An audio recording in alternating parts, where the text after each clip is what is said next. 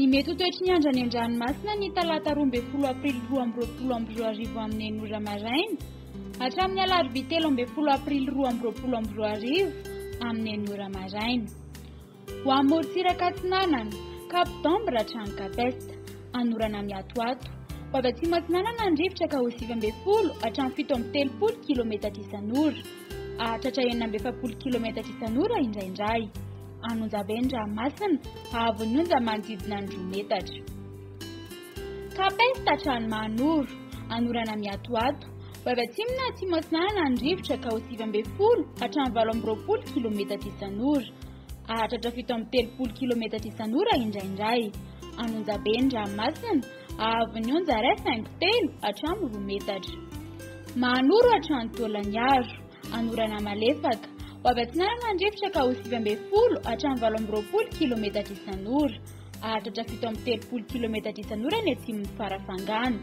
Anonjabe ny ranomasina ahery indraindray hahavon'ny onja manodidina ny 4 hatramin'ny 2 metatra. Ananika ny 2 hatramin'ny 3 metatra ny tendrony atsimo noho ny alondrana toy ny avy atsimo atsinanana. Tolagnaro hatrany Cap Sainte-Marie anorana tandrifin-drahona mahalana.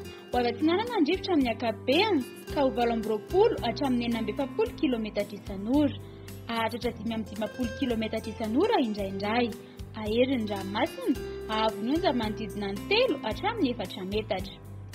Ho amin'ny morontsiraka andrefana Cap Sainte-Marie hatrany Cap Saint-Vincent ibalika ny masoandro. Ho avy atsinanana ny rivotra ka ho 20 hatramin'ny 40 km isan'ora hatratra 5 km isan'ora indraindray ny tendrony atsimo.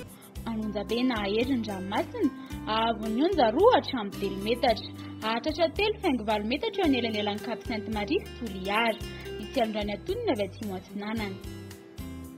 Cap Saint-Vincent hatrany Cap Saint-André andrahoana vitsy metera inorana tandrifin-drahona ny vao maraina.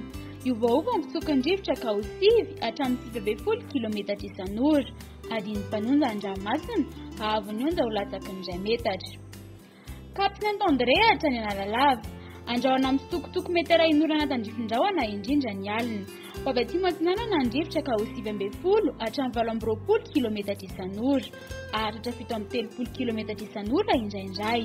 Ho tonona adiny mpanonja ny ranomasina hahavon'ny onja ho latsaky ny 2 metatra. Analalava hatrany Cap d'Ambre anorana tandrifin-drahona vitsy ny manodidina ny Nosy Be omaina ny Ekafy. Io vaova mitsoky ny rivotra ka ho 9 hatramin'ny 9 km isan'ora.